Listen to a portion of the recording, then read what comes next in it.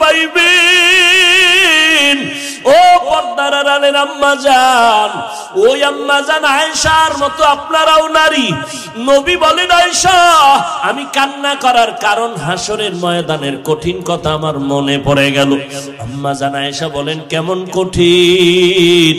নবী বলতেছেন, আয়েশা এই জমিনটা হবে কিয়ামতের মাঠ। হাসরের ময়দানে সমস্ত নারী পুরুষ উলঙ্গ আল্লাহর আদালতে দাঁড়াবে। আল্লাহ পাক গরম মেজাজ নিয়ে কুদরতের আওয়াজ দিয়ে বলবেন, লিমানিল মুলকুল ইয়াউম। আল্লাহ পাকের কুদরতের রাগান্বিত বড় আওয়াজে হাসরের ময়দানটা কেঁপে উঠবে।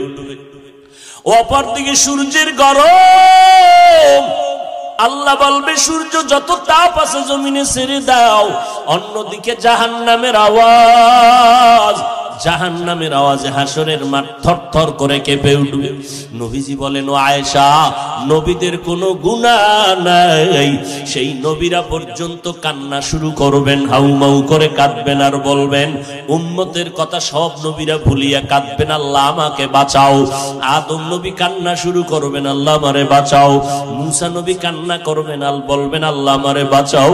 সূর্যের গরম সহ্য করা যায় না, জাহান্নামের আওয়াজ কানের মধ্যে নেওয়া যায় না। এমন এক কঠিন পরিস্থিতির মধ্যে ইব্রাহিম নবী কাঁদবেন আর বলবেন, আল্লাহ আমারে বাঁচাও। একজন নবী ও উম্মতের কথা কেউ স্মরণ করবেন না।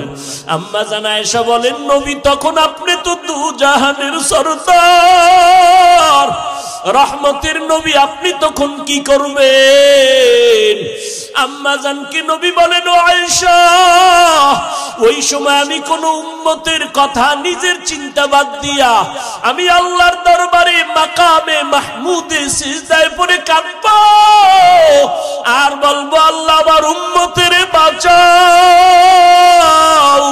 আমার উম্মতের বাঁচাও।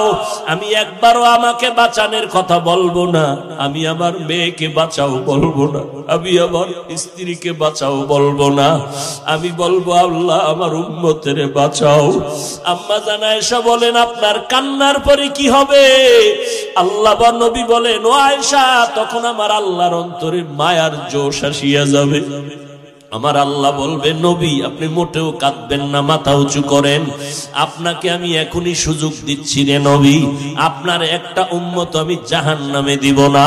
আপনি বাঁচিয়া বাঁচিয়া এই কোটি মানুষের মধ্য থেকে উম্মত গুলো জান্নাতের দিকে নিয়ে যান।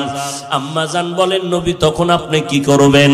নবী বলেন, আমি কোটি কোটি মানুষের মধ্যে উম্মত গুলো বাঁচিয়া আরশে আজিমের নিচে নিয়ে বসাবো।